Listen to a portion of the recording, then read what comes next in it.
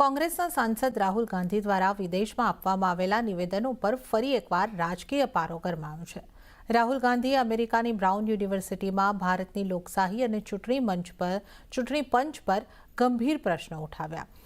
એક કાર્યક્રમના સંબોધન કરતી વખતે રાહુલ ગાંધીએ મહારાષ્ટ્ર વિધાનસભા ચૂંટણીમાં मतदारोની સંખ્યા અને મતદાનની ટકાવારીમાં મોટા પાયે અનિયમિતતાનો તરફ ધ્યાન દોરતા ગંભીર પ્રશ્નો ઉઠાવ્યા અને ચૂંટણી પંચો પર સવાલો ઊભા કર્યા।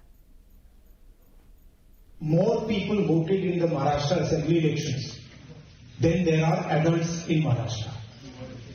This is the fact. And the election commission gave us a figure, voting figure for 5:30 in the evening. And between 5:30 in the evening and 7:30 in the evening, when the polls were supposed to have closed, 65 lakh voters voted. Now, that is physically impossible to happen, right? Because for a voter to vote, it takes approximately 3 minutes. And if you do the math, it would mean that there were lines of voters till 2 o'clock at night voting all night, and this didn't happen. So we asked them that, look, you have videography taking place, if we ask. They not only refused to give us the videography, they changed the law so that now you're not allowed to ask for the videography. So it's very clear to us that the election commission is compromised. It's very clear that there is something very wrong with the system.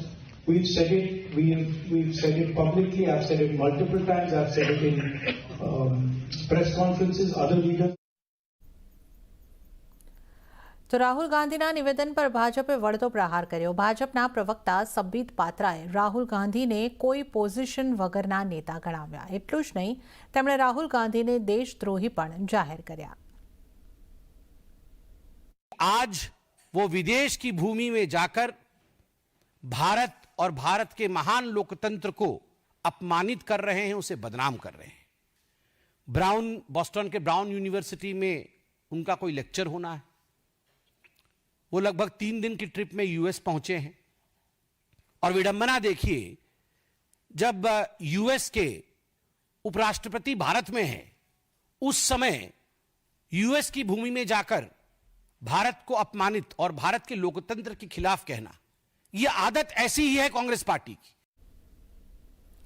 મહારાષ્ટ્રના મુખ્યમંત્રી દેવેન્દ્ર ફડણવીસે રાહુલ ગાંધીના નિવેદન ઉપર વળતો પ્રહાર કર્યો અને તેમના પર વિદેશ જઈને દેશને બદનામ કરવાનો આરોપ લગાવ્યો છે અને કહ્યું કે આ બધું કરીને પણ તેઓ ચૂંટણી જીતી શકશે નહીં। ये बहुत ही दुख की बात है कि श्रीमान राहुल गांधी विदेश में जाकर अपने देश के प्रति, अपने देश के संविधान ने जो संस्थाएं तैयार किए उनके प्रति इस प्रकार से झूठ बोलने का प्रयास करते, झूठ फैलाने का प्रयास करते, भारतीय लोकतंत्र को बदनाम करने का प्रयास करते, लोकतंत्र पर सवालिया निशान उठाने का प्रयास करते। ये बहुत ही निंदनीय इस प्रकार से उनका काम चल रहा है। बार बार चुनाव हारने के बाद उनके ऊपर जो परिणाम हुआ है, उसके चलते मुझे लगता है कि इस प्रकार की हरकतें वो कर रहे हैं। જ્યારે કોંગ્રેસના નેતા સંદીપ દીક્ષિતે રાહુલ ગાંધીનો બચાવ કરતા કહ્યું કે ભારતની લોકશાહી આખી દુનિયામાં જાણીતી છે અને અમે હંમેશા સંસ્થાઓનું સન્માન કર્યું છે। क्या संदर्भ में कही जो लेक्चर दिया होगा, बात यह है कि भारत का लोकतंत्र दुनिया में प्रसिद्ध है और बाहर से हर व्यक्ति ये इस चीज से उसमें रहता है कि इतना बड़ा एक देश, इतना एक समय में हमारे यहाँ पढ़ाई लिखाई भी इतनी थी, फिर भी हमारी जमहूरियत बहुत स्ट्रांग रही है। और हमारी संस्थाओं के कारण, हमारे कोर्ट्स के कारण, हमारे इलेक्शन कमीशन के कारण और हमारी पॉलिटिकल पार्टियों ने आपस में जो भी उनकी दुश्मनी, रंजिश, प्रतिद्वंदिता रही हो, हमने हमेशा संस्थाओं को, जिन्होंने लोकतंत्र को बढ़ाया है और आगे बनाया, उनका सम्मान करते रहे हैं। ये पहली बार है कि हमारे लोकतांत्रिक संगठनों पर व्यापक रूप से लोगों का शक है।